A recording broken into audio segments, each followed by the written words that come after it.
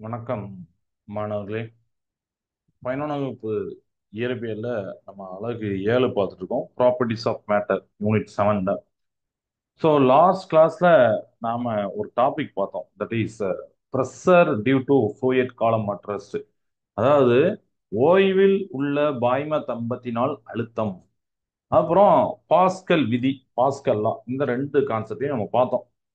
So அதுல students என்ன சொல்லியிருந்தாங்கன்னா, சார் நான் என்ன அந்த ப்ரெஷர் அழுத்தம் த்துக்கு ஒரு சிமுலேஷன் காட்டியிருந்தேன். அது புரிஞ்சுது.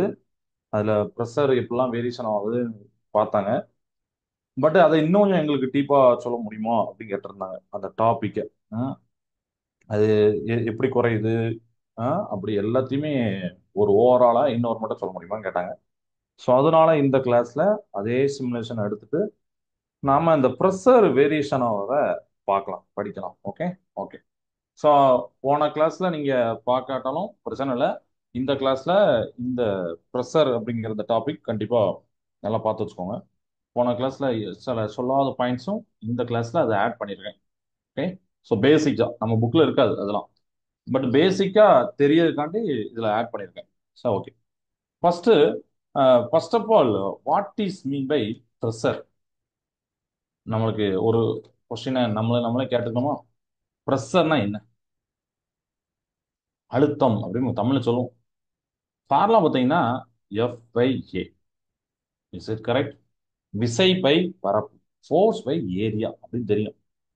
ஆனா நம்ம 11th புக்ல பாத்தீங்கன்னா F2 minus F1 mg fg rho into அப்படிலாம் போட்டிருப்பாங்க. ஃபைனலா பாத்தீங்கன்னா இப்படி போட்டிருப்பாங்க, P is equal to rho g h அப்படின்னு ஃபார்முலா ஒன்று டெரைவ் பண்ணியிருப்போம். கரெக்டா? இப்படி பண்ணியிருப்போம். சார் ப்ரெஷருக்கு இந்த ஃபார்முலா தானே, அப்ப இந்த ஃபார்முலா எப்படி இருந்துச்சு, அப்ப இந்த ரெண்டு ஃபார்முலா எது நம்ம யூஸ் பண்ணலாம் அப்படிம்பாங்க. இந்த ரெண்டு ஃபார்முலாவே ஒண்ணுதான். இப்போ ஒரு ஃபார்ம் இது. நம்ம நிறைய பிசிக்ஸ்ல இந்த மாதிரி ஒரு ஃபார்ம்ல இருக்கக்கூடிய ஒரு ஈக்குவேஷன். இன்னும் நீங்க பாத்தீங்கன்னா 12th படிப்பீங்க. வெக்டர் ஃபார்ம், ஸ்கேலார் ஃபார்ம்லாம் படிப்பீங்க. அதெல்லாம் இருக்கு.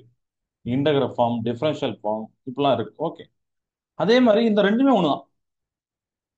எப்படி ஒண்ணு சார்? இப்ப இந்த ஃபார்முலா எடுத்துக்க. P is equal to rho g h. Already you may know that rho is the density of the liquid. சரிங்களா? அடர்த்தி.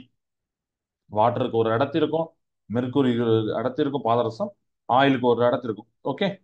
ஜிங்கிறது ஆக்சலரேஷன் டியூ டு கிராவிட்டி 9.8 நம்ம எர்த்துல பார்க்கும்போது. ஹச்ங்கிறது நம்மளுக்கு மேலையும் கீழையும் போகுது. ஓகே. ஃபர்ஸ்ட் இதை டெரைவ் பண்ணுது, அடுத்து நான் அந்த கான்செப்ட் வரேன், நம்ம புக்கில் உள்ள கான்செப்ட் வரேன். ஓகே.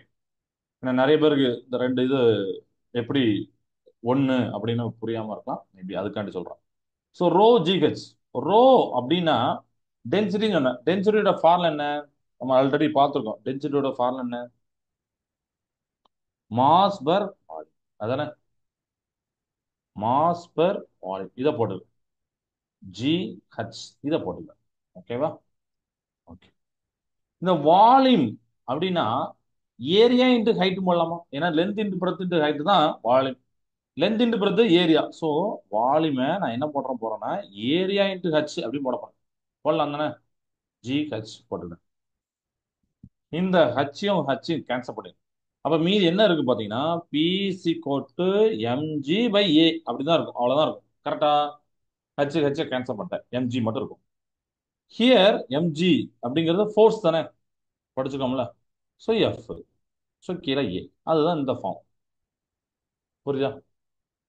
இதனால தான் சொன்னா ரெண்டுமே ஒரே ஃபார்ம் தான். நீங்க டேரக்டா எஃப்ஐ ஏன்னு வச்சுட்டு இதுலயும் திருப்பி எம்ஜி நீங்க கொண்டு வந்தீங்கன்னா ரோ ஜி ஹெச் நீங்க கொண்டு வந்துடலாம். ஓகேவா? இதுதான். ஸோ ரெண்டுமே ஒரு ஃபார்ம் அப்படிங்கிறத ஃபர்ஸ்ட் ஞாபகம் வச்சுக்கோங்க. ஓகே. இப்போ நம்ம ஒரு மலையில ஏறுறோம், ஒரு ப்ரெஷரை ஃபீல் பண்ணுவோம். கரெக்டா? ஒரு அழுத்தத்தை ஃபீல் பண்ணுவோம். ரொம்ப மூச்சுலாம் வாங்குற மாதிரி இருக்கும். படபடணும். ரொம்ப தனிதாகம் எடுக்கும். வேர்த்து கொட்டும். இந்த மலை மேல உள்ள இடங்களுக்கு நீங்க போகும்போது, அது நடந்து போகும்போது இந்த வேரியேஷன்ஸ் தெரியும். ஏன் இது நடக்கு அப்படின்னு ஒரு கொஸ்டின். அதே மாதிரி நீங்க நீச்சல் குளத்துலயோ இல்லைன்னா ஒரு குளத்து ஒரு சாதாரண நல்ல தண்ணி ஆழத்துல இருக்கக்கூடிய ஒரு இடத்துல நீங்க குளிக்கீங்க அப்படின்னா உள்ள போக போக பார்த்தீங்கன்னா ப்ரெஷர் வேரியேஷன் ஆகும். ப்ரெஷர் டிஃபரன்ஸை நீங்க தெரியுறீங்க. பார்த்தி பார்த்துருக்கீங்களா? ஸோ ஒரு சர்ஃபேஸ் இருக்கு. இந்த சர்ஃபேஸ் மேல நீங்க ஹைட் இன்க்ரீஸ் ஆயிட்டே இருக்கு. மேல போக போக போக பார்த்தீங்கன்னா ப்ரெஷர் டிக்ரீசஸ், அழுத்தம் குறையும். உயரம் கூட கூட கூட அழுத்தம் குறையும். அதையும் நம்ம செக் பண்ணலாம், சிமுலேஷன் செக் பண்ணலாம். அதுக்கப்புறம் பார்த்தீங்கன்னா பிலோ த வாட்டர் சர்ஃபேஸ், இங்க டெப்த், நீங்க டெப்த் கூட கூட போகும்போது பார்த்தீங்கன்னா ப்ரெஷர் கூடும். ஸோ டெப்த் இன்க்ரீசஸ், டெப்த்னால டி போட்டிருக்கேன், இங்க ஹைட்னால ஹச் போட்டிருக்கேன். ஆர் ஆல்டிடியூட் அப்படிங்கிற போடலாம், உயரம். இங்க ப்ரெஷர், அழுத்தம் இன்க்ரீஸ் ஆகிட்டே இருக்கும். ஓகேவா? ஸோ இதை வந்து நீங்க பார்க்கணும். ஓகே. ஸோ ஃபர்ஸ்ட் என்ன சொல்லியிருக்கேன்னா, ஆல்டிடியூட் இன்க்ரீஸ் ஆகும்போது ப்ரெஷர் டிக்ரீஸ் ஆகும். டெப்த் நீ உள்ள போக போக depth increases, pressure also increases. இப்படி இருக்கு. இப்போ சார், இப்போ இதுல எனக்கு ஹைட்ல புரிஞ்சு போச்சு, கீழே புரிஞ்சு போச்சு. அப்போ சாதாரண அந்த புவி அஹ், பரப்புக்கு பக்கத்துல எப்படி சார் இருக்கும்? அதை தான் நம்ம வளிமண்டல அழுத்தம் அடிமோம், அட்மாஸ்பிக் ப்ரெஷர் அடிமோம். அது எர்த் நியர் த சர்ஃபேஸ்ல எப்படி இருக்கும் அப்படின்னு பார்க்கணும். உதாரணத்துக்கு இந்த அட்மாஸ்பிக் ப்ரெஷர் அப்படின்னா என்ன, அதை தெரிஞ்சுக்கலாமா? ஏன்னா அந்த அது வந்து ஒரு ரெஃபரன்ஸ் பாயிண்ட் மாதிரி, அதை வச்சு நம்ம மற்றதெல்லாம் பார்ப்போம். அட்மாஸ்பியரிக் ப்ரெஷர், வளிமண்டல அழுத்தம். நம்மளை சுத்தி ஏர் இருக்கு. இந்த ஏருக்கு வெயிட் இருக்கு, கரெக்டா? எடை இருக்கு. இது என்ன பண்ணும்னா, அந்த ஏர்ல இருக்கக்கூடிய ஆப்ஜெக்ட் மேல, இப்போ உதாரணத்துக்கு சர்ஃபேஸ், இதுல ஏர் இருக்கு, இது ஒரு குறிப்பிட்ட ஏரியா அப்படின்னா இந்த ஏர் வந்து பாத்தீங்கன்னா இது மேல ஒரு ப்ரெஸ் பண்ணும். பிகாஸ் ஆஃப் ஏர் மாலிகுல்லாம் யார் பிடிச்சி இழுப்பா? கிராவிட்டி பிடிச்சி இழுக்கும், கரெக்டா? Gravity bulls down. ஸோ அதனால இந்த ஏரியா, அது வந்து ஏதோ ஒரு ஒரு பெரிய செங்கல் தான் இருக்குன்னு அவசியம் இல்லை. ஒரு ஏரியாலே அது என்ன பண்ணும் அப்படின்னா, ஒரு நம்ம ஒரு இமேஜினரி லேயர் நினைச்சுட்டு அந்த லேயர்ல ப்ரெஸ் பண்ணும் கீழே. That pressure is called atmospheric pressure, வளிமண்டல அழுத்தம், ஆர் ஏர் ப்ரெஷர் போட்டிருப்பாங்க. இது எதனால நடக்கு? ஏன்னா ஏர் மாலிகுல்ஸை கிராவிட்டி புல்ஸ் டவுன் பண்ணும். ஸோ புல்ஸ் டவுன் பண்ணும் போது அது கீழே இருக்கக்கூடிய, கீழே உள்ளது இல்லை, கீழே உள்ள வாட்டர் மாலிக் ஏர் மாலிகுல் மேலே பண்ணல, மேலே உள்ள இதுதான் பார்த்தீங்கன்னா ப்ரெஸ் பண்ணுறது. ஸோ இதை தான் நம்ம அட்மாஸ்பிக் ப்ரெஷர் சொல்றோம், வளிமண்டல அழுத்தம் சொல்றோம். சரியா? ஸோ இதை வந்து நம்ம வந்து ஒரு மெஷர் பண்ணக்கூடிய ஒரு காமனான டிவைஸ் பார்த்தீங்கன்னா பேரோமீட்டர் போட்டிருப்பாங்க. இப்போ ப்ரெஷரை, அழுத்தத்தை மெஷர் பண்றதுக்கு பார் அப்படிங்கிற ஒரு யூனிட் கூட இருக்கு. ஆல்ரெடி மேபி நீங்க நோ தட். ஸோ 10 மில்லி பார் இப்பெல்லாம் சில புக்ல போட்டிருக்கலாம். எம்பி அப்படின்னா 10 மில்லி பார் அப்படின்னு அர்த்தம். அதோட யூனிட்ஸோட கன்வர்ஷன்ஸ்லாம் இருக்கு. ஓகே, இப்படி நம்ம சொல்றோம். இப்போ இப்போ இந்த பேசிக்கான சில கான்செப்டும் புரிஞ்சுது. சிமுலேஷன் போறதுக்கு முன்னாடி இதெல்லாம் தெரிஞ்சு வச்சுக்கணும். இப்போ நம்மளுக்கு வந்து சார் நீங்க மேல போக போக, அதாவது that is mean height increase ஆகும் போது ப்ரெஷர் என்ன ஆகும் பார்த்தீங்கன்னா டிகிரிஸ் ஆகும் சொன்னீங்க சார். ஓகே, ஏன் அப்படி ஆகுது? why does pressure decreases when height increases? உயரம் கூட கூட ப்ரெஷர் டிகிரிஸ் ஆகுதுன்னு நம்ம சொல்றோம், அதை சிமுலேஷன்ல காட்டும். பட் அது ஏன் ஆகுது அப்படின்னு நம்ம சொல்லணும்ல.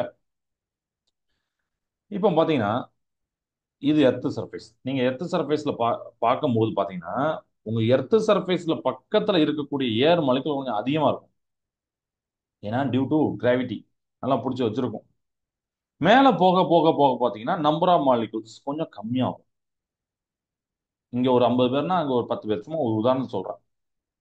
நம்பர் ஆஃப் ஏர் மாலிகுல், காற்றோட மூலக்கூறுகள் அந்த சர்ஃபேஸ் வந்து போக போக போக ஹைட் இன்க்ரீஸ் ஆக நம்பர் ஆஃப் மாலிகுல்ஸ் கம்மியாகும். ஓகேவா? Because most of the atmosphere molecules are held close to the earth surface by gravity. ஏன்னா பெரும்பான்மையான இதெல்லாம் பாத்தீங்கன்னா எர்த் கிராவிட்டி இங்க பக்கத்துல பிடிச்சி வச்சிருக்கோம், மீதி உள்ளதுதான் அங்க இருக்கும். ஓகேவா? அதனால என்ன ஆகுதுன்னு பாத்தீங்கன்னா ஆட்டோமேட்டிக்கா மேல வந்து என்ன ஆகுது, நம்பர் ஆஃப் மாலிகுல்ஸ் கம்மியாச்சு. அப்ப நம்பர் ஆஃப் மாலிகுல்ஸ் கம்மியானா அந்த நம்பர் ஆஃப் மாலிகுல் கொடுக்கக்கூடிய ஒரு ஃபோர்ஸ், ஒரு பிரஸ் கம்மியாகும். கரெக்டா? ஏன்னா 10 பேர் இழுக்கிறதுக்கும் 5 பேர் இழுக்கிறதுக்கும் நிறைய வித்தியாசம் இருக்கு. 5 பேர் தள்ளுறதுக்கும் 10 பேர் தள்ளுறதுக்கும். ஸோ இங்க மேல 5 பேர் தான் தள்ளுறோம்னா அங்க ஆட்டோமேட்டிக்கா ப்ரெஷர் டிகிரீஸ் ஆயிரும். ஓகே, ரைட்டா? சார் இது ஒன்றும் ரீசனா அப்படின்னு நீங்க நினைக்கலாம். எர்த்தோட கிராவிட்டி மட்டும் தான் ரீசனா? அந்த ஏர் மாலிகுல் வந்து பிடிச்சி இழுக்கு, close to the surface. Okay, altitude increase ஆகனால amount of gas molecule okay கம்மியாகுது சொன்னீங்க. இது ஒரு ரீசனா? இன்னொரு ரீசன் இருக்கு, அதான் டென்சிட்டி. டென்சிட்டி அப்படின்னா இப்ப கூட அந்த ஃபார்முலா நான் சொன்னேன், மாஸ் பெர் வால்யூம் அப்படின்னு சொன்னேன். ஸோ எந்த அளவுக்கு வால்யூம்னா எந்த அளவுக்கு மாஸ் ஃபில்லப் ஆயிருக்கு, நிறை எந்த அளவுக்கு, கன அளவுல எந்த அளவுக்கு பருமன்ல நிறை ஃபில் ஆயிருக்கு அப்படிங்கறதா நம்ம டென்சிட்டி சொல்லுவோம். ஸோ மேல போக போக ஏர் மாலிகூல்ஸ் கம்மியாயிடுன்னு சொன்னேன், கரெக்டா? கேஸ் மாலிகூல்ஸ், வாயு மூலக்கூறு கம்மியாயிடுது. அப்ப அங்க உள்ள டென்சிட்டி பாத்தீங்கன்னா கம்மியாகும். சரியா? அங்க உள்ள டென்சிட்டி பாத்தீங்கன்னா பொதுவாவே நமக்கு வந்து இங்க 10, இங்க நான் காமிச்சிருக்கேன் அதான் 20 பேர் இருக்காங்க, ரொம்ப டென்சிட்டியான மாதிரி இருக்கு. மேல போக போக உங்களுக்கு அமௌண்ட் ஆஃப் கேஸ் மாலிகூல்ஸ் கம்மியாகிறனால ஆல்டிடியூட் இன்க்ரீஸ் ஆகும்போது லெஸ் டென்ஸ் ஆயிரும். காற்று வந்து பாத்தீங்கன்னா அடர்த்தி குறைந்ததா வரும், நியர் டு சி லெவல், நம்ம கடல் மட்டத்திற்கு ஒப்பிடும் போது இதாயிரும். ஸோ அதனால நம்மளுக்கு வந்து என்ன ஆகும்னு பாத்தீங்கன்னா ஒன் ஆஃப் த ரீசன் நம்ம அனதர் ஒன் ரீசன் சொல்றோம். சரியா? Right.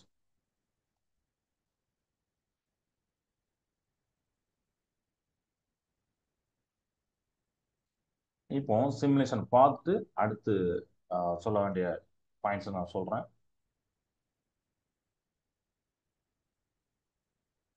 So here you can see that simulation.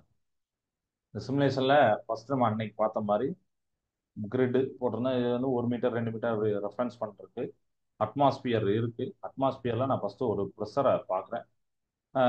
இதுலயே பார்த்தீங்கன்னா ஃபர்ஸ்ட் செக் பண்றேன் பாருங்க, ஏதோ ஒரு இடத்துல வைக்கிறேன். 101.005 கிலோ பாஸ்கல். கிலோனா 10^3 அப்படின்னு தெரியும், அது இருக்கு அதுதானே. பட் இங்க பாருங்க, கொஞ்சம் நான் நியர் த ஏர் சர்ஃபேஸ் பக்கத்துல கொஞ்சம் கீழே கொண்டு போறேன். 101.324. ஸோ இது கூடி இருக்கு அப்படிதானே. ஸோ நீங்க மேல போக போக உங்களுக்கு என்ன சொன்ன, குறையும் சொன்னா பாருங்க, நீங்க அந்த வேல்யூ மட்டும் பாருங்க. மேல போக போக போக குறையும், ஏன்னா ஏர் மாலிகூல்ஸ் தான் கம்மியாயிட்டு. அதுக்கு ரீசன் எல்லாமே சொன்னேன். அந்த ரீசனை யோசிச்சு பார்த்துக்கோ. லெஸ் டென்ஸ், ஏர் மாலிகூல் கம்மியாகிறது எல்லாமே ஓகே. அது போதும். இப்போ இந்த இடத்துல நான் வந்து பக்கத்துல எர்த் சர்ஃபேஸ் பக்கத்துல வச்சுக்கிடுவேன். 101 பக்கத்துல போனவொடனே அங்க போயிருது, கொஞ்சம் இங்க தள்ளி வைக்க. 101.324. இப்போ நான் வாட்டர் இந்த டேங்க்ல வாட்டர் ஃபில் பண்றேன். ஃபர்ஸ்ட் வந்து ஃபில் பண்ணாம காமிக்கிறேன். அதுக்கப்புறம் இப்போ இந்த இடத்துல ஃபிக்ஸ் பண்ணியிருக்கேன். அதாவது சர்ஃபேஸ் வந்து 2 மீட்டர் ஆழத்துல இருக்கு. ஹைட்டுக்கு நான் சொல்லிட்டேன். சரியா? இப்போ இந்த இடத்துல பார்த்தீங்கன்னா 101.324 இருந்துச்சு. இப்போ 101.355 இருந்துச்சு. கரெக்டா? இப்படி இருக்கு. இப்போ பாருங்க, வாட்டர் ஃபில் பண்றேன், என்ன நடக்கும் பார்ப்போம். பாருங்க, கூட்டிகிட்டே தான் இருக்கும்.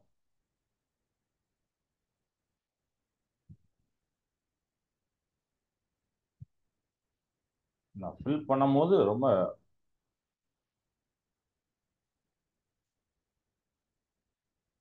125.02 கிலோ பாஸ்கல் வந்திருக்கு. அப்ப எந்த அளவுக்கு டெப்த்தை நீங்க வந்து பார்க்கறதுக்கு முன்னாடி நான் என்ன பண்ணியிருக்கேன் அப்படின்னு பாத்தீங்கன்னா, சர்ஃபேஸ்ல இருந்து ஒரு டேங்குக்குள்ள நான் இதை வச்சு பார்த்துருக்கேன். அப்ப ஃபில் பண்ணும்போது இன்னும் கொஞ்சம் கூடுதே. கண்டிப்பா ஏதோ ஒரு ரீசன் இருக்குன்னு அதுதான் நம்ம ஃபார்முலா பார்த்தோம். பீஸ் கூட ரோ ஜி ஹெச் அப்படின்னு பார்த்தோம். அதுதானே வாட்டரோடைய டென்சிட்டி. வாட்டரை ஃபில் பண்றதுனால தான், அந்த டென்சிட்டி கூடுறதுனால தான் ப்ரெஷர் கூடி இருக்கு. ஆக்சலேஷன் டியூ டு கிராவிட்டி கூடுறதுனால தான். சாரி, ஆக்சலேஷன் நம்ம பேசல, நம்ம வந்து இதை பத்தியும் பேசிட்டு இருக்கோம், டென்சிட்டி பத்தியும் பேசிட்டு இருக்கோம், அடர்த்தி பத்தியும் பேசிட்டு இருக்கோம். அடர்த்தி கூடனால தான் ஃபர்ஸ்ட் ஏரா இருந்துச்சு. ஆனா இப்போ பாருங்க, நான் வாட்டர் ஃபில் பண்ணும்போது ஸோ இந்த டென்சிட்டியை நான் இன்க்ரீஸ் பண்றேன், டிக்ரீஸ் பண்றேன் பாருங்க. இப்போ நான் கேஸ் ஆலின் போயிருக்கேன் 117. Gasoline, water. ஏன்னா வாட்டருக்கு உங்களுக்கே தெரியும் 1000 கிலோகிராம் பெர் மீட்டர். 1 மீட்டர் கியூப்ல 1000 கிலோகிராம் இருக்கும். அதான் அதனுடைய டென்சிட்டி. இதை இன்க்ரீஸ் பண்றேன். ஹனிலாம் பார்த்தோன்னா டென்சிட்டி ரொம்ப அதிகம், கம்பேர்ட் டு வாட்டர். அப்போ ப்ரெஷரும் அதிகமாக இருக்கும். ஸோ இதையும் நம்ம ப்ரூவ் பண்ணுறோம். இப்போ இந்த ஹைட்டுக்கு பார்க்கறதுக்கு முன்னாடி இந்த டென்சிட்டி சொல்லிட்டேன். அதுக்கு அப்புறம் அந்த கிராவிட்டி சொல்கிறேன். இப்போ நம்ம எர்த்தோடைய சர்ஃபேஸில் பார்த்துருக்கோம். ஸோ எர்த்துக்கு ஏற்றாப்புலையும் எல்லாமே இருக்கு. இப்போ நான் வேற 9.8, அதாவது 9.8 நான் மாத்துறேன், கிராவிட்டியை மாத்துறேன். நீங்க மேல இருக்கிற அந்த இதை பாருங்க, நான் சொல்லிட்டேன் பேரோமீட்டர் சொன்னோம்னா அந்த பேரோமீட்டரை பாருங்க, கீழேயும் பாருங்க. எர்த்துக்கு இருந்து மார்ஸ் மாத்துறேன். இது மார்ஸ். வெளியில வேற இருக்கு, ஒரு லிக்விடை ஃபில் பண்ணும்போது இப்படி இருக்கு. ஸோ மார்ஸ்ல பார்த்தீங்கன்னா வளிமண்டல அழுத்தம் ரொம்ப ரொம்ப கம்மி தான், 38.358 தான். சரியா? ஸோ ஜூபிட்டரை பார்க்குமா, இங்க ஒரு லிமிட் ஜூபிட்டர் வரைக்கும் தான் கொடுத்துருக்கேன். ஸோ ஜூபிட்டர் பார்க்கும்போது பாருங்க 287. தண்ணிக்குள்ள நீங்க ஜூபிட்டர்ல இதே ஒரு டேங்க் வச்சு தண்ணி வச்சு பேரோமீட்டர் பார்க்கும்போது 343 இருக்கு. வெளியில 287. எவ்வளோ பூமியை நம்ம பூமியில இருந்து எவ்வளவு அதிகமா தெரியுது அப்படிங்கிறது யூ கேன் see that. அப்ப டென்சிட்டி மாறினால மாறுனுச்சு, இன்க்ரீஸ் ஆனுச்சு. கிராவிட்டி இன்க்ரீஸ் ஆனால இன்க்ரீஸ் ஆச்சு. மேல ஹைட் போக போக ப்ரெஷர் கம்மியாகுது. டெப்த் போக போக கம்மியாவதா கூடுறான்னு பார்க்குமா? அதுக்கு இப்போ நான் வாட்டர் சர்ஃபேஸ் சர்ஃபேஸ் வந்து ஒரு 2 மீட்டர் நான் வச்சிருக்கேன், ஒரு பேரோமீட்டர். இப்போ 1 மீட்டர் அப்படின்னா என்ன, இங்க நான் வைக்கணும். கண்டிப்பா அதுல இருந்து 1 மீட்டர்ல 308 தான், 2 மீட்டர்ல 343. இப்போ அடுத்து பாத்தீங்கன்னா நீங்க இன்னும் கொஞ்சம் இன் டெப்த் போனீங்கன்னா கொஞ்சம் ஏன்னா 362 இந்த மாதிரி ஆகும். ஓகே, இதையும் நீங்க செக் பண்ணியாச்சு. ஸோ இதுல சில பாயிண்ட்ஸ் சொல்லிட்டு அதுக்கப்புறம் உள்ள வரேன்.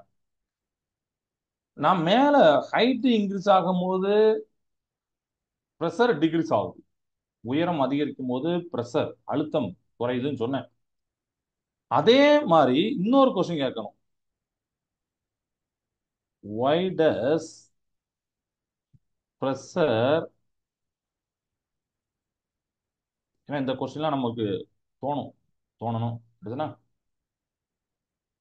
when height சொல்லிட்டோம், இப்போ டெப்த் இன்க்ரீசஸ். இந்த கொஸ்டின் நம்ம கேட்கலாம், எல்லாம் புக்ல இல்லாத கொஸ்டின், நம்மளே கேட்கறக்கூடிய கொஸ்டின். ப்ரெஷர் இன்க்ரீஸ் ஆகும்போது ஏன் சார் டெப்த் இன்க்ரீஸ் ஆகுது அப்படின்னு கேட்கலாம். ஸோ அதுக்கு நம்ம ஃபோர்ஸ் பை ஏரியா அந்த கான்செப்ட் சொல்றோமா. இப்போ அதை புரிஞ்சதுக்காண்டி நான் இப்படி வச்சுக்கிறேன். இதுல பாத்தீங்கன்னா வாட்டரை இங்க நான் ஃபில் பண்றேன்.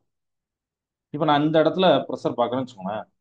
ஆக்சுவலி பாத்தீங்கன்னா ஒரு ரீடிங் காட்டுறது, நான் பட் வாட்டர் நான் ஃபில் பண்றேன், இப்படி ஃபில் பண்றேன் அதுக்கு மேலேயும். அப்புறம் இதை கொஞ்சம் கொஞ்சம் கீழே கொண்டு போறேன்னு வச்சுக்கோங்களேன். இங்க கீழே இருக்கிற வாட்டரை விட மேல இருக்க வாட்டர் நிறைய இருக்கும், கரெக்டா? நீர் அதிகமா இருக்கும்.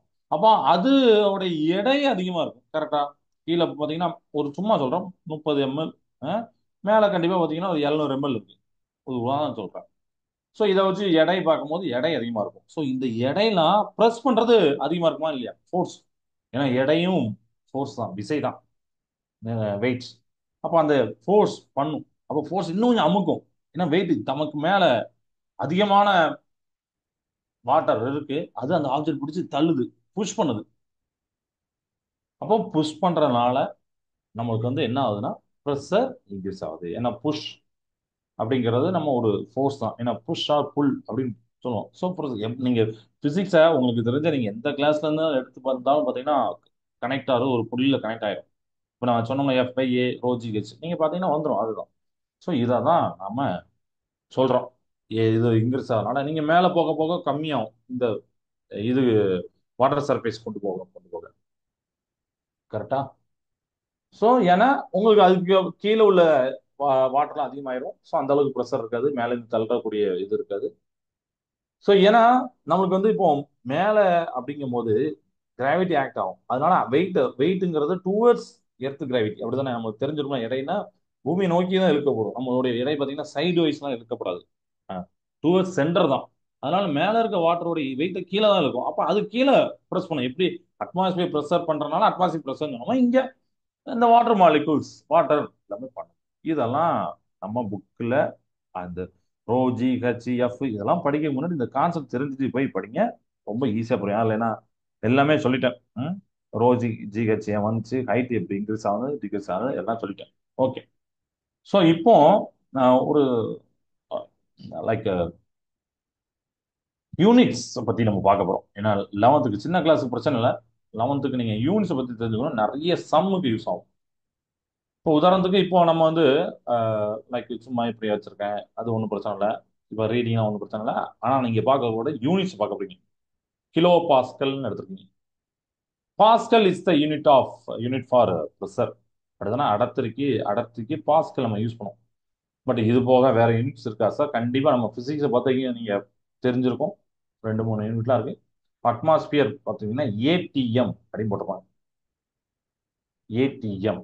ஏடிஎம்ல சொல்லணும்னா எப்படி சொல்லணும்? 0.999 வாட்டர் ஏரோடைய அட்மாஸ்பியர் ப்ரெஷர் பார்த்தீங்கன்னா 1 ATM சொல்லுவாங்க. அதனால தான் இந்த அளவுக்கு நீங்க கரெக்டாக கொஞ்சம் கீழே வந்தீங்கன்னா 1 ATM வந்துடும். பூமியோட சர்ஃபேஸ் பக்கத்தில் வரும்போது பாருங்க, உங்களுக்கு தெரியும். இந்த பாருங்க. ஸோ 1 ATMனா 1 ATM கம்பேர் பண்ணி அதுக்கேற்றாப்புல மற்ற எல்லாம் கொண்டு போகும். இப்போ இதெல்லாம் 1.05 ATM. மேலே கொண்டு போகும்போது அது குறைய தான் செய்யும். இப்படி குறையும். அப்புறம் இங்கே பார்த்தீங்கன்னா இப்படி கூட்டிகிட்டே இருக்கும். ஸோ நீங்கள் இங்கேருந்தே பார்க்கலாம். எப்படின்னா இது குறைஞ்சிட்டே இருக்கும், குறைஞ்சிட்டே இருக்கும், குறைஞ்சிட்டே இருக்கும், குறைஞ்சிட்டே இருக்கும், குறைஞ்சிட்டே இருக்கும். அப்புறம் ஒன்றா கான்ஸ்டன்ட் மாதிரி இருக்கும், அப்புறம் திருப்பி குறையாது. சரி, இந்த மாதிரி இருக்கும். ATM one of the unit. Another one unit பார்த்தீங்கன்னா இங்கிலீஷ் போடுறாங்க, தட் இஸ் பிஎஸ்ஐ அப்படின்னு போட்டிருப்பாங்க. பிஎஸ்ஐ யூனிட்டை நீங்கள் உங்கள் புக்கில் கேள்விப்பட்டிருப்பீங்கன்னு நினைக்கிறேன். ஞாபகம் இருக்கா? பிஎஸ்ஐனா என்னன்னு? ஆ? நிறைய பேர் அதில் பார்ட்ஸ் செகண்ட் அந்த மாதிரிலாம் சம்பந்தம்லாம் சொல்லுவாங்க. பவுண்ட்ஸ் பெர் ஸ்கொயர் இன்ச், அதுதான் வந்து பிஎஸ்ஐ. அதில் வாட்டர் நம்ம இன்க்ரீஸ் பண்ணும்போது திருப்பியும் இன்க்ரீஸ் ஆகலாம் தெரியும். PSI units. ஸோ இந்த யூனிட்டை நீங்கள் தெரிஞ்சு வச்சுக்கிறது நல்லது. ஓகேவா? இப்போ பாஸ்கல் பார்த்தீங்க, ஏடிஎம் பார்த்தீங்க, அப்புறம் அனதர் ஒன் இன்ச் பார்த்தீங்கன்னா பிஎஸ்ஐ அப்படிங்கிறத பார்த்தீங்க. பிஎஸ்ஐ அப்படின்னா ஏன்னா மேபி ஏதாவது காம்படிட்டிவ் எக்ஸாம்ல கேட்குறாங்க, எக்ஸாம்ல இன்டர்வியூல கேட்குறாங்க அப்படின்னா இதை யூஸ் பண்ணிக்கலாம். Parts per square inch.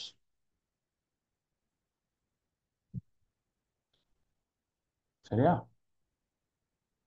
அப்போ இதோடைய மீனிங் என்ன அப்படின்னா அதையும் நான் சொல்லிடுறேன். பவுண்டு, சரிங்களா? 1 பவுண்டு ஃபோர்ஸ் ஒரு 1 யூனிட் ஏரியால அப்ளை ஆகுறது தான் நம்ம வந்து என்ன சொல்றோம்னா ஸ்கொயர் இன்ச்னு சொல்றோம். பவுண்ட்ஸ் பெர் ஸ்கொயர் இன்ச்னு சொல்றோம். சரிங்களா? அதாவது 1 பவுண்டு ஃபோர்ஸ் அப்ளை ஆகும் எது மேல? ஒரு யூனிட் ஏரியா மேல, ஓரளவு பரப்பு மேல 1 பவுண்டு விசை. அந்த யூனிட் ஏரியா எப்படின்னா unit area of 1 square inch. சரியா? இப்படி இருக்கும். அதுதான் பிஎஸ்ஐ அப்படின்னா. ஓகே சார், இத்தனை யூனிட் இருக்கு. இப்போ பாஸ்கலுக்கும் பிஎஸ்ஐக்கும் ரிலேஷன் இருக்கா? கண்டிப்பா இருக்கு. தட் இஸ் 1 PSI பார்த்தீங்கன்னா நம்ம நிறைய பிசிக்ஸ்ல படிச்ச மாதிரி ஒரு யூனிட்டுக்கு இன்னொரு யூனிட் கன்வெர்ட் பண்ணும்போது, இப்போ உதாரணத்துக்கு டைன் அப்படிங்கிறது எதோட யூனிட்? நியூட்டன். ஏன்னா இது ஃபர்ஸ்ட் வால்யூம்ல ஃபர்ஸ்ட் லெசன்ல இருக்கு. நியூட்டன், டைன் ரெண்டுத்தையும் கன்வெர்ட் பண்றதுக்கு என்ன பண்ணலாம் பாருங்க. இதே மாதிரி நீங்க 12th நிறைய படிப்பீங்க, காஸ், டெஸ்லா இதெல்லாம் பத்தி படிப்பீங்க. ஓகே. 1 PSI அப்படின்னா பாஸ்கல் பார்த்தீங்கன்னா 6895 பாஸ்கல்.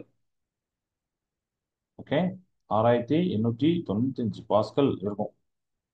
அதே மாதிரி 1 ATM பாஸ்கல் நம்ம சொல்லணும்னா இது கமா போட்டுக்கிறேன், இதுதான். சரியா?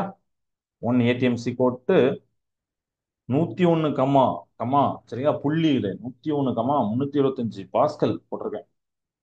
10 பவர் 5லையும் போடலாம். இது எப்படி போடலாம்னா 1.013 இன்ட்டு 10 பவர் 5 பாஸ்கல். ஏன்னா பாயிண்ட் இங்கேருந்து இங்கே கொண்டு 5 டிஜிட் கொண்டு வரேன்னா அதை இப்படி போட்டுக்கலாம். அதுதானே 10 பவர் 5 பாஸ்கல் போடலாம். இது ஒன்று. இதே மாதிரி இதை வேற வேற எப்படிலாம் மாற்றலாம் அப்படிங்கிறத நான் சொல்லி தந்துடுறேன். ஏன்னா நம்மளுக்கு பொதுவாக சம்முக்கு பார்த்தீங்கன்னா இதெல்லாம் ரொம்ப யூஸ் ஆகும். ஒரு யூனிட் எப்படி இன்னொரு யூனிட்டா கன்வெர்ட் பண்றது அப்படி, அதுக்காண்டி சொல்றேன். இப்போ அதே மாதிரி 1 ATM எப்படி போடலாம்? இப்படின்னா ஹெக் ஹெக்டோ பாஸ்கல்ல வரும். சரிங்களா? இப்படி போடுறது ஹெக்டோ பாஸ்கல். ஸோ நம்மளுக்கு ஹெக்டோ அப்படின்னா என்னன்னா 100 பாஸ்கல்ல தான் ஹெக்டோ பாஸ்கல் அடிமை. சரியா? 1 ஹெக்டோ அப்படின்னு சொல்றோம்ல. ஹெக்டோ அப்படிங்கிறத நம்ம வந்து என்ன சொல்லலாம், 100 பாஸ்கல் சொல்லுவோம். ஸோ 100 பாஸ்கலை 1 மில்லி பார் அடிப்போம். 100 பாஸ்கலை 1 ஹெக்டோம்பாங்க. ஸோ அனதர் ஒன் பார்த்தீங்கன்னா 1 மில்லி பார். ஸோ அதனால 1 ATM நம்ம எப்படி போடணும்னா 5 MB.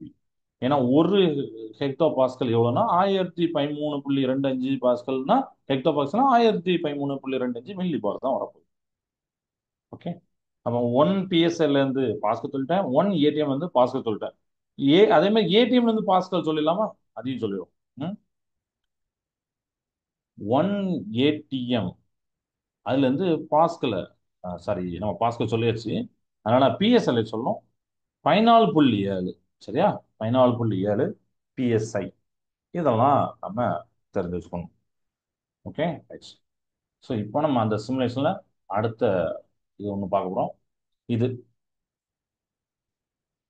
இதுல பாத்தீங்கன்னா ஒரு டிஃப்ரெண்டான 2 ஷேப்பை கனெக்ட் பண்ணிப்பாங்க அடியில. ஹரிசண்டா கனெக்ட் பண்ணியிருப்பாங்க. 2 பாத்திரங்கள் இப்படி இருக்கும். இதுல பாத்தீங்கன்னா நான் வந்து கிரிட் ஆட் பண்ணுறேன். அது ஹைட்டுக்கு யூஸ் ஆகும். இதே ஹைட்ல நான் அப்படி 2 இடத்துல வச்சா சேமா தான் வரப்போகுது.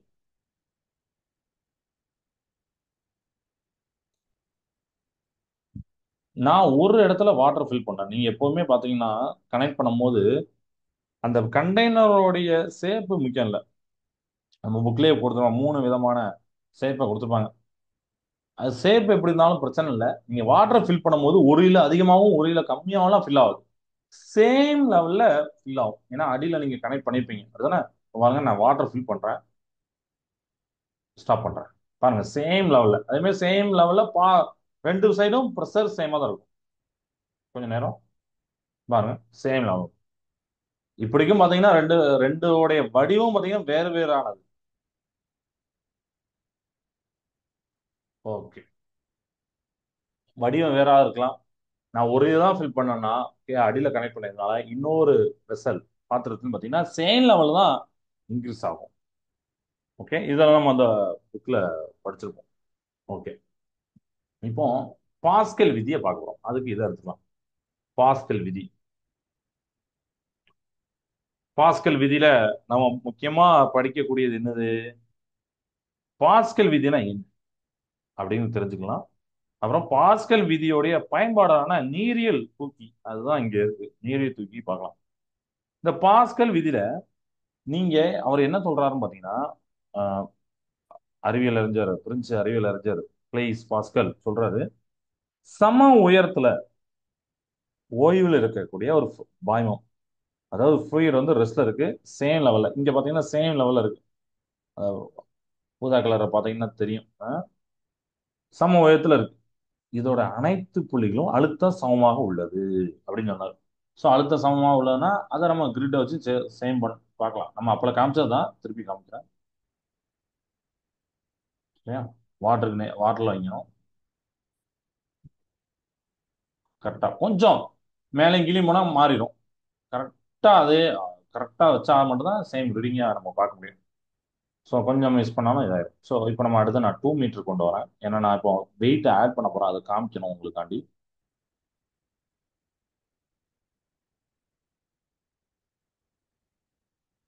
இன்னும் கொஞ்சம் உட்காரணும்.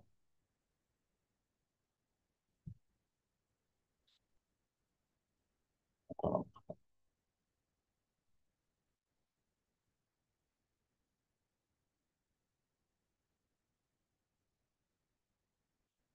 கரெக்டா ஏன்னா கொஞ்சம் சேஞ்ச் ஆயிட்டாலும் என்ன ஆயிரும் அப்படின்னு பார்த்தீங்கன்னா அந்த வேரியேஷன் நடந்துடும். இப்போதான் கரெக்டா வச்சிருக்கேன். ஓகே. இப்போ நம்ம அவர் என்ன சொல்றாருன்னா, சம அழுத்தத்துல சம உயரத்துல இருக்கக்கூடிய அந்த ஃப்ளூயிட் பாய்மத்துல இருக்கக்கூடிய ப்ரெஷர் சேம், அழுத்தம் சமமா இருக்கா?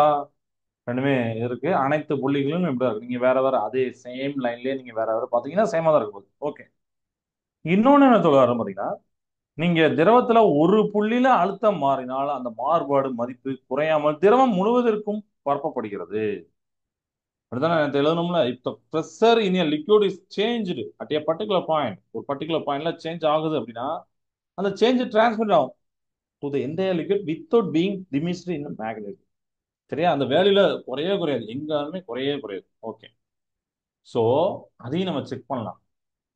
இப்போ ப்ரெஷர் அப்படின்னா ஃபோர்ஸ் பை ஏரியா, ஃபோர்ஸ்னா வெயிட், அதெல்லாம் நமக்கு வருது. ஸோ நான் வெயிட் ஆட் பண்றேன் பாருங்க, கேஜி ஆட் பண்றேன் பாருங்க, உங்களுக்கு தெரியும். ஏன்னா அது தண்ணியை அமுக்குது, அமுக்குனோடனே ப்ரெஷர் வேரியேஷன் ஆகுது. ப்ரெஷர் ஆக்சுவலி இன்க்ரீஸ் ஆகும் இன்னும் கொஞ்சம். இப்போ நம்ம இப்போ பாருங்க, நல்லா அது தண்ணியை ப்ரெஸ் பண்ணுது. ஓகேவா?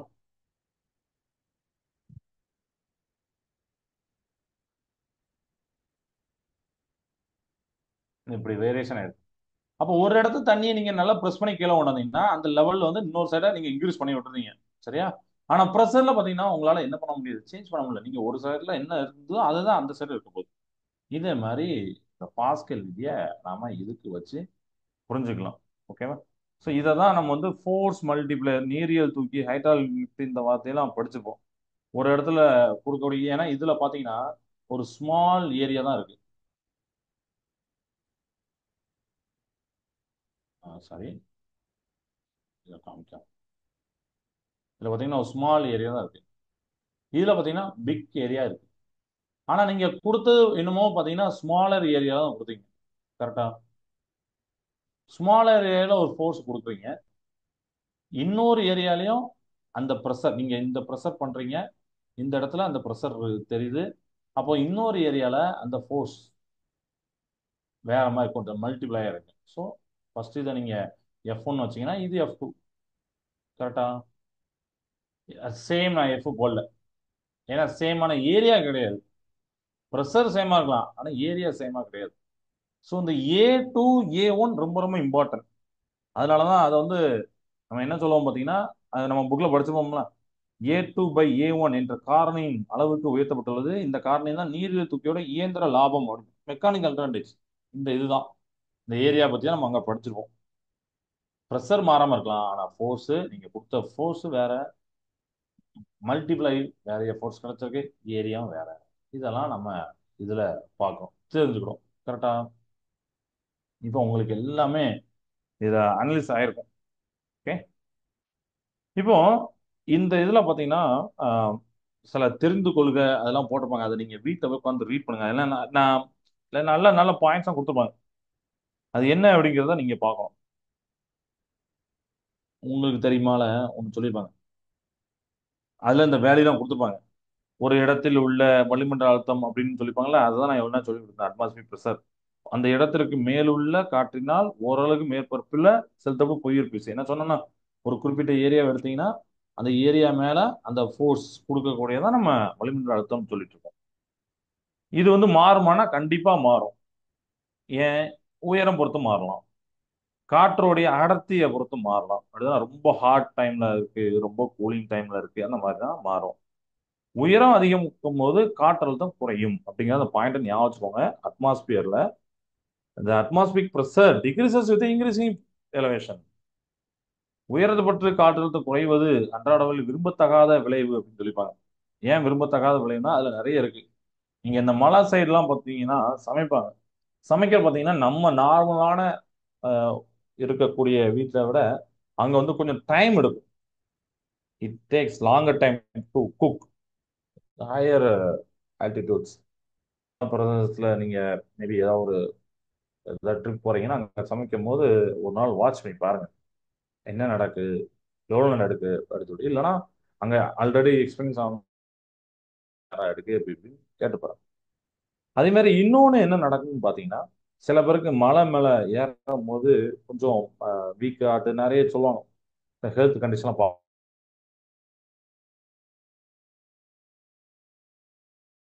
பிளட் ப்ரெஷரும் உங்களை சுத்தி இருக்கிற ப்ரெஷரும் பாத்தீங்கன்னா இதாகும், ஒரு பேலன்ஸ்டா இல்லாம அன்பேலன்ஸ் ஆகும். அதனால மூக்கு வழியா ரத்தம்லாம் வராது, நோஸ் ப்ளீடிங் போட்டுப்பாங்க. மேக்ஸிமம் அப்படி ஏறுறவங்களுக்கு எல்லாருக்கும் வரணும்னு சொல்ல முடியாது, அவங்களோட ஹெல்த் கண்டிஷன், அவங்க எந்த அளவுக்கு ஏறி இருக்காங்க, இறங்கி இருக்காங்க, ப்ரொடியூஸ் பண்ணிருக்காங்க, இதெல்லாம் சேர்ந்தா இருக்கு. சில பேர் ரொம்ப மூச்சு வாங்கும், பார்த்துருப்பீங்க. உதாரணத்துக்கு மலை மேல ஒரு 10 படி 20 படி இருக்குன்னா, 10 படி 20 படியில மூச்சு வாங்கிரும், பயங்கரமா மூச்சையும் படபடலாம் வரும், தண்ணி எத்தாட்டும், வேர்த்து கொட்டும். நம்ம ஹெல்த் கண்டிஷன் இல்லைன்னா ஏறக்கூடாது, அந்த மாதிரி ஒரு இன்ஸ்ட்ரக்ஷன் சொல்லுவாங்க.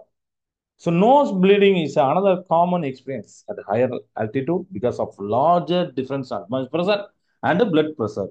சரியா? நம்மளுடைய உயரம் அதிகரிக்கும் போது நம்மளுடைய ரத்தத்துடைய அழுத்தத்திற்கும் நம்ம சுற்றியுள்ள காத்தலுக்கு அதிக வேறுபாடு. கொஞ்சம் வேறுபாடுனா ஓகே, அதிக வேறுபாடு இருக்கும்போது மூக்கில் ரத்தம் வழியும் நிகழ்வுலாம் வந்துடும் அப்படின்னு சொல்றாங்க. இதெல்லாம் நம்ம புக்ல போட்டிருப்பாங்க. ஸோ அது வந்து ஒரு நல்ல பாயிண்ட்ஸ். இப்போ அந்த 7.7 மற்றும் செம்ம நான் நடத்திடுறேன். அடுத்த கிளாஸ் இந்த பயான்சியை நடத்துறேன். நான் நேற்றே சொன்னோம் மிதக்கும் தன்மை சொன்னேன்னு, அதுதான் நம்ம இன்னைக்கு கிளாஸ் நடத்தலாம்னு வச்சிருந்தோம். பட் ப்ரெஷரை பத்தி கேட்டிருந்தாங்க, அதை சொன்னோம். ஸோ இது புரிஞ்சிருக்கும்னு நினைக்கிறேன். எக்ஸாம்பிள் 7.7ல பார்த்தீங்கன்னா இந்த நீரியல் தூக்கி போட்டுப்பாங்க. நீரியல் தூக்கின்னா இப்போ உங்களுக்கு தெரிஞ்சிருக்கும், பாஸ்கலுடைய பாஸ்கல் விதியை பயன்படுத்தக்கூடிய ஒரு கருவி பயன்பாடுன்னு சொல்லலாம். ஏன்னா இப்போ நம்ம படிக்கிறோம்னா இப்போ ப்ரெஷரை பத்தி படிக்கிறோம். ப்ரெஷர் பத்தி தெரிஞ்சாதான் அதை எங்க அப்ளை பண்ண முடியும்னு நமக்கு தெரியும். எப்படி ஒரு நியூக்ளியஸ் பத்தி தெரியுதோ அப்படிதானே, நியூக்ளியஸ் பத்தி தெரிஞ்சு அதுக்கப்புறம் ஃபிஷன் ஃபியூஷன் இதெல்லாம் தெரிஞ்ச பிறகுதான் அதை யூஸ் பண்ணி நியூக்ளியர் ரியாக்டர் பண்றோம். அதை யூஸ் பண்ணி எலக்ட்ரிசிட்டியை ப்ரொடியூஸ் பண்றோம். அப்ப நீங்க வந்து ஏதோ ஒரு பிசிக்ஸ் பிரின்சிபல் தெரியலைன்னா அதை யூஸ் பண்ண முடியாது. கரெக்டா? ஒரு இதை தெரிஞ்சாதான் யூஸ் பண்ண முடியும். அதனாலதான் நம்ம படிக்கிறோம். ப்ரெஷரை பத்தி ஏன் சார் படிக்கிறோம் அப்படின்னா இதுதான். ப்ரெஷர் நீங்க தெரிஞ்சுக்கிட்டீங்கன்னா அதை எங்க யூஸ் பண்ணலாம். ஸோ ப்ரெஷரை யூஸ் பண்ணி பாஸ்கல்லா யூஸ் பண்ணி நீரிய தூக்கி ஹைட்ராலிக் இருக்கு அங்க F1 F2 போடுறோம். ஸோ இங்க 7.7 சம்ல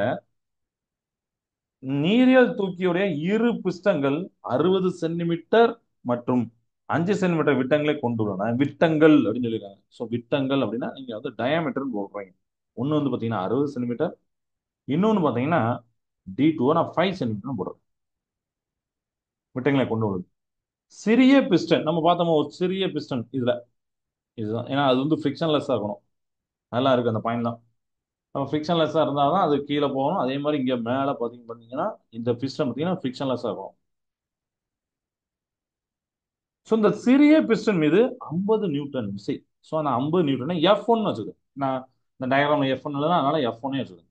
கீழே போட்டு அவங்க என்ன கேட்டிருக்காங்க, செலுத்தப்பட்ட பெரிய பிஸ்டன் பிஸ்டன் மீது செலுத்தும் விசை அது. அப்போ F2 கேட்டிருக்காங்க. Two piston of hydraulic lift have diameter 60 centimeter, 5 centimeter. What is the force exerted by the largest piston when 50 Newton placed on the smaller piston? ஓகேவா? ஸோ டயாமீட்டர் தான் கொடுத்துருக்காங்க. டைரக்டா இந்த ரீடிங் எடுத்து உடனே போட்டக்கூடாது. நீங்க வந்து ஏரியா கண்டுபிடிக்கணும். அப்படின்னா ஏரியா கண்டுபிடிச்சாதான் நமக்கு அந்த ஃபார்முலா டைரக்ட் ஃபார்முலா நம்மகிட்ட ஆல்ரெடி டெரைவ் பண்ணியிருக்கோம். என்னது அப்படின்னு F2 is equal to A2/A1 into F1 அப்படி பண்ணோம். ஆனா ஏரியாவுக்கு இங்க டைரக்டா ஏரியா கொடுக்கல, வெறும் டயாமீட்டர் தான் கொடுத்துருக்காங்க. அப்ப ஏரியா போடணும். ஏரியா அப்படின்னா பொதுவா நமக்கு வந்து என்ன போடுவோம், πr².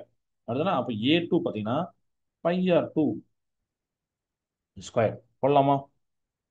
இது பாத்தீங்கன்னா πr1². ஏன்னா ரெண்டுமே ரேடியஸ் வேற வேற, அதனால இது போட்டிருக்கேன். F1 50 நியூட்டன் நியூட்டன் போட்டிருக்கேன். ஃபோர்ஸ் F2 நீங்க கண்டுபிடிக்கணும். இங்க ரேடியஸ் தேவை, டயாமீட்டர். ஸோ பாதி. அப்ப R2 5 சென்டிமீட்டர்ல பாதி அதுனா 2.5, தட் இஸ் R2. R1 60 சென்டிமீட்டர்ல பாதி எவ்வளவு, 30 சென்டிமீட்டர் போடலாமா? அண்ட் சென்டிமீட்டர்ல கொடுத்துருக்காங்க, மீட்டர்ல மாத்திரமா எல்லாத்தையும் நீங்க பாத்துக்கோங்க. சப்போஸ் நம்ம வந்து இந்த இடத்துல பைய கேன்சல் பண்ணா R2 அப்படின்னு இருக்கு. அதுதான் R2 அப்படின்னா நமக்கு என்ன வந்துன்னா 30 வந்திருக்கு. ஸோ 30 ஸ்கொயர் பண்ணும். கீழே R1 பார்த்தீங்கன்னா 2.5, 2.5 ஸ்கொயர் பண்ணுங்க இன்ட்டு 50 மீட்டர். அவ்வளோதானே, ரொம்ப ஈஸி தான். ஸோ இதெல்லாம் நீங்க மல்டி பண்ணி பாருங்க. 2.5 ஸ்கொயர் பண்ணி பார்த்தீங்கன்னா எவ்வளோ வரும்? ஏன்னா நிறைய பேருக்கு நம்பரை மல்டி பண்ணுறது நம்ம பண்ணிடுவோம். 30னா ஈஸியாக போட்டீங்க, ஒரு 9 போட்டு 200 போட்டீங்க, 2.5 என்ன பண்ணும்? ஸோ பார்த்தீங்கன்னா ஃபைனலாக எவ்வளோ வரும் பார்த்தீங்கன்னா, இந்த இடத்துல மேலே தள்ளி எடுக்கிறேன்.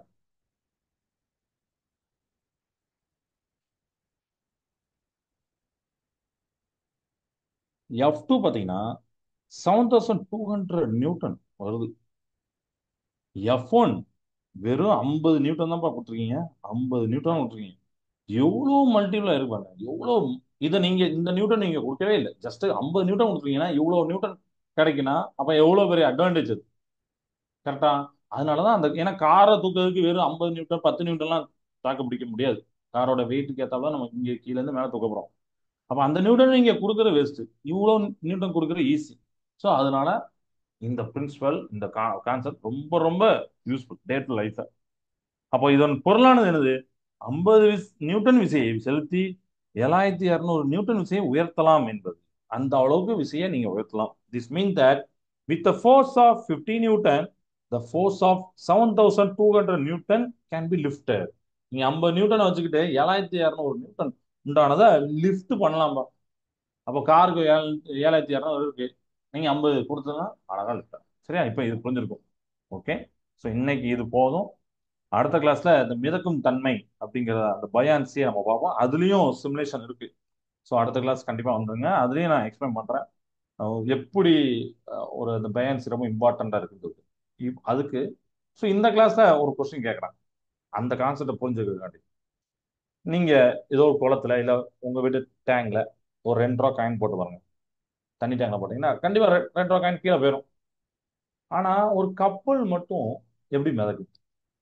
கப்பல், ஈவன் கப்பல்ல பாத்தீங்கன்னா இரும்பு இருக்கும், பெரிய பெரிய மரக்கட்டைகள் இருக்கும், கம்பி இருக்கும், இதெல்லாம் இருக்கும். ஆனா அது ஏன் முங்கல?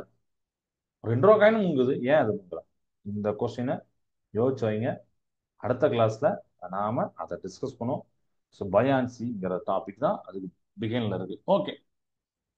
ஸோ வேற எதுவும் டவுட் இருக்கா? இன்னைக்கு என்ன டவுட் இருந்தா அதை எல்லாமே நானே கேட்டேன். அடுத்தனா ஹைட் ஏன் இன்க்ரீஸ் ஆகுது சார், டெப்த் ஏன் சார் இன்க்ரீஸ் ஆகுது, யூனிட்டோட கன்வர்ஷன்ஸ் எப்படி, அட்மாஸ்பியர் பிரஷர்னா என்ன, எஃப்ஐஏவும் ரோ ஜிஹெச்சும் எப்படி ஒன்று அப்படி சொன்னேன், என்னென்ன ரீசன்னால மேலே போகும்போது குறையுது, எல்லாத்தையும் நான் சொல்லியாச்சு. அதனால கிளியரா இருக்கும் நினைக்கிறேன். ஓகேப்பா, மீண்டும் அடுத்த கிளாஸ் நான் சந்திக்கலாம். வாழ்க பாரதம், வெல்க தமிழகம். நன்றி.